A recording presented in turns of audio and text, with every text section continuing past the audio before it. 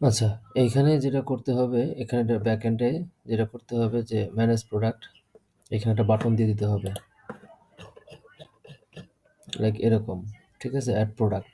হুম, এখানে হচ্ছে যে এই এই যে অ্যাড প্রোডাক্টটা আছে, একটা বাটন দিয়ে দিতে হবে। হ্যাঁ, ঠিক আছে, এটা একটা বিষয়। সেলসে সেলসে যদি আমি ক্রিয়েট অর্ডারে যাই, সেলসে ক্রিয়েট অর্ডারে গেলে এই যে কুরিয়ার যেটা পাঠাও সিলেক্ট করলে ওই তিনটা চলে আসবে। এটা সেলসের এই অ্যাডমিনের জন্য এটা করতে হবে। ওই তিনটা। ওকে, তারপরে যেটা আছে অল অর্ডার। অল অর্ডারের ভিতরে আমাদের এখানে ফিল্টার অপশন করতে হবে। কিভাবে? ডেট থাকবে, ঠিক আছে। তারপরে হচ্ছে যে কুরিয়ার থাকবে, যে কুরিয়ারটা আমরা এখানে অলরেডি পাচ্ছি।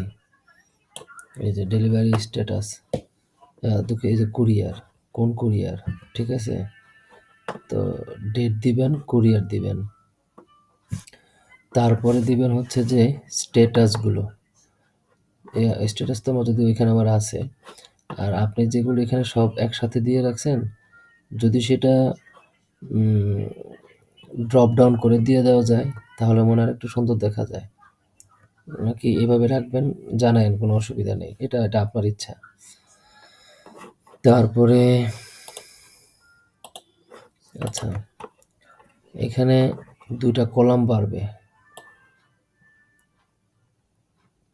এই যে আপনি যে কুরিয়ার স্ট্যাটাস দিয়েছেন না, এখানে যেটা হবে, একটা হবে পাঠাও স্ট্যাটাস, একটা হবে স্ট্রিট ফার্স্ট স্ট্যাটাস, ঠিক আছে।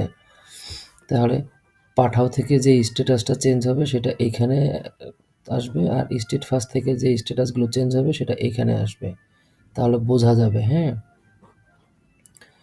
তো এই হচ্ছে বিষয়। আর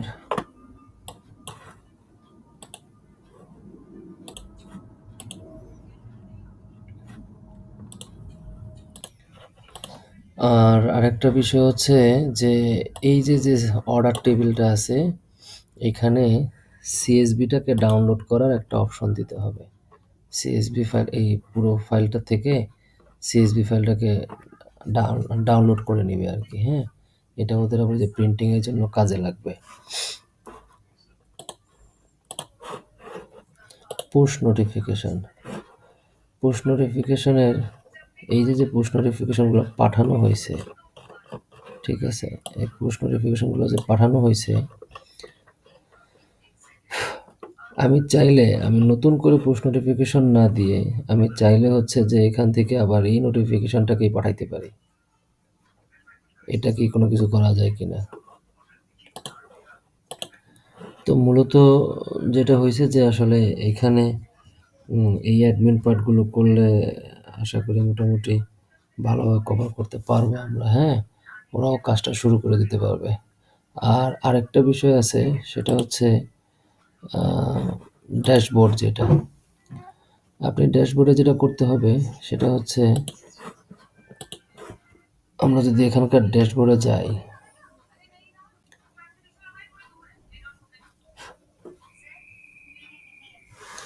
কতগুলো প্রোডাক্ট, কতগুলো পারচেস হয়েছে, কতগুলো সেল, কতগুলো কাস্টমার, কতটা সাপ্লায়ার, কতটা এক্সপেন্স, কতটা ইনকাম, কতটা ব্যালেন্স, অ্যাভেলেবেল ব্যালেন্স, কতটা সেল অ্যামাউন্ট, তারপরে sale paid amount, sale due amount, sale return amount, profit amount, ঠিক আছে।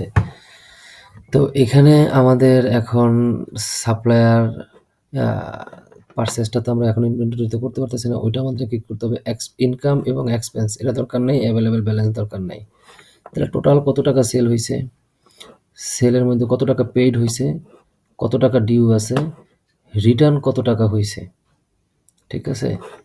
তারপরে প্রফিট অ্যামাউন্ট যেটা, হুম, এই প্রফিট অ্যামাউন্ট কত হইল, এই প্রফিট কিভাবে করে সেটা আমি আপনাকে একটু দেখাই দিচ্ছি, ঠিক আছে।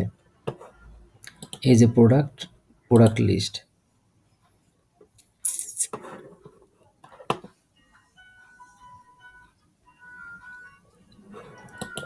Add product.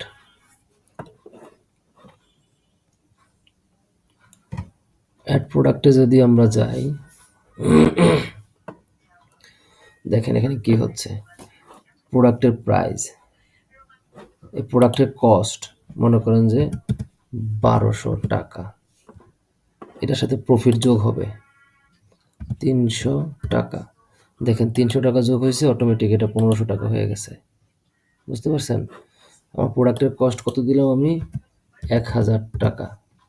এটার সাথে প্রফিট যোগ হচ্ছে কত? মনে করেন যে 500 টাকা, অটোমেটিক 1500 টাকা হয়ে গেছে।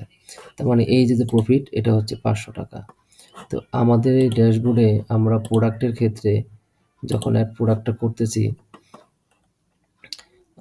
এই যে পারচেস প্রাইস, প্রোডাক্টের ডিফল্ট প্রাইস, তো পারচেস প্রাইস মনে করেন যে আমার 1200 টাকা। হ্যাঁ, মাঝখানে যদি আমরা একটা ফিল্ড দিতে পারি যে প্রফিট অ্যামাউন্ট 300 টাকা, ঠিক আছে, তারপরে হচ্ছে যে মোট 1500 টাকা। হুম, এই একটা বিষয়। আর একটা বিষয় হচ্ছে, তো এই যে ড্যাশবোর্ড, যেটা ড্যাশবোর্ডে আপনি অলরেডি কতগুলো প্রোডাক্ট তা তো পাচ্ছেন।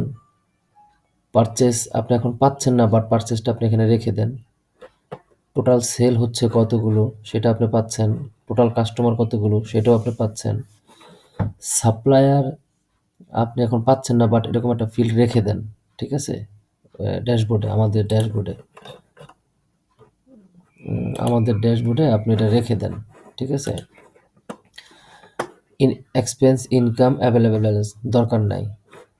টোটালের সেল অ্যামাউন্ট কত হয়েছে, এই টোটাল সেল মানে কি, এটা কাউন্ট করতেছে প্রত্যেকটা অর্ডার, এই প্রত্যেকটা অর্ডারের সেল অ্যামাউন্ট কত, এত টাকা, এর মধ্যে পেইড হয়েছে কত টাকা, সেই টাকাটা, টোটাল সেল অ্যামাউন্টের মধ্যে কত টাকা পেইড হয়েছে, কত টাকা ডিউ আছে, এবং সেল রিটার্নটা মানে কত আছে, এবং ওই যে প্রফিটটা কত আছে, ঠিক আছে। এগুলো বেসিক্যালি ওরা মেনটেন করতেছে। হুম, তো সো ওরা এই একই জিনিস এই সিস্টেমে একইভাবে দিয়েই ওরা রান করবে। আমার সাথে আজকে কথা হয়েছে, ঠিক আছে। তো এই হচ্ছে একটা বিষয়। তো এগুলো হচ্ছে যে আপনি ড্যাশবোর্ডে নিয়ে আসতে হবে।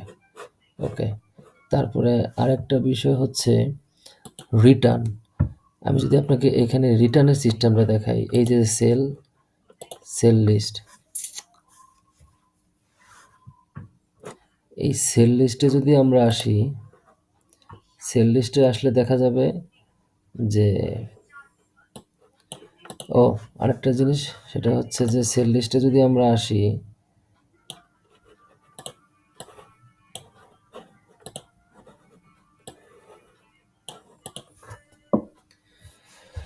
সেল লিস্টে আসলে দেখা যাবে এই হচ্ছে সেল রিটার্ন, ঠিক আছে। সেল রিটার্নে যদি আমরা যাই,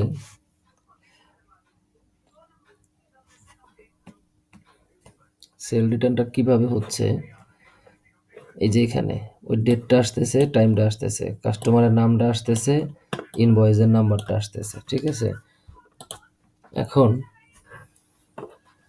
এখানে এই যে প্রোডাক্টটা নিছে, মনে করেন যদি এটা নিতে 10টা প্রোডাক্ট, তাহলে হচ্ছে যে আমরা এখান থেকে ধরেন 2টা রিটার্ন আসছে, তো 2টা রিটার্ন আসলে আমরা মনে করেন যে এখানে 2টা রিটার্ন দিয়ে দিতাম, তাহলে সেই অনুযায়ী এই যে unit price, discount, return amount কত টাকা দিলে সাবমিট করলে এটা রিটার্ন হয়ে যাবে। রিটার্ন হওয়ার সঙ্গে সঙ্গে এই দুইটা কোয়ান্টিটি এই প্রোডাক্টের সাথে গিয়ে হচ্ছে যে যোগ হবে। আর পাশাপাশি হচ্ছে যে এই যে দুটো কিনেছিল, মানে কাস্টমার যে পাঠিয়ে দিল, এখান থেকে তো প্রফিটটা আসতেছে না, তাহলে এই প্রোডাক্টের যে প্রফিটটা থাকবে সেই প্রফিটটাও মাইনাস হয়ে যাবে, ঠিক আছে। তারপরে মানে বিষয়টা হচ্ছে যে প্রোডাক্টের সাথে যে স্টকটা যোগ হবে, প্রফিটটা যেটা, সেই প্রফিটটাও মাইনাস হয়ে যাবে। হ্যাঁ, আর সেল থেকেও এটা হচ্ছে যে কমে যাবে। এ হচ্ছে আবার এখানে কিন্তু একটা সেল নোট দেওয়া যাচ্ছে। হ্যাঁ, সো এই হচ্ছে মূলত অ্যাডমিন পার্টের কাজ।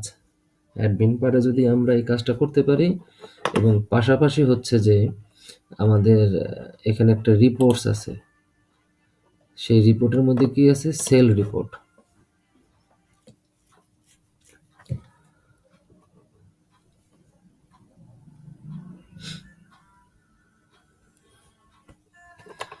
সেল রিপোর্টে সে কি করতেছে? ডেট দিয়ে ফিল্টার করতেছে। হুম, টোটাল কতগুলা অর্ডার হয়েছে, অর্ডারের কোয়ান্টিটি কতগুলো, টোটাল অর্ডারের অ্যামাউন্ট কত, টোটাল পেইড অ্যামাউন্ট কত, ডিউ অ্যামাউন্ট কত, কুরিয়ার চার্জটা কত হয়েছে, ঠিক আছে, ইনসাইড ঢাকা আউটসাইড ঢাকা ওইখান থেকে কুরিয়ার চার্জটা কত আসলো, টোটাল ক্যান্সেল হয়েছে কতগুলো সেল, ক্যান্সেলের অ্যামাউন্ট কত টাকা, ঠিক আছে। এগুলো হচ্ছে যে সেল রিপোর্টটা আমাদের ইনিশিয়ালি লাগবে। সেলের রিটার্ন রিপোর্টটাও আমাদের লাগবে।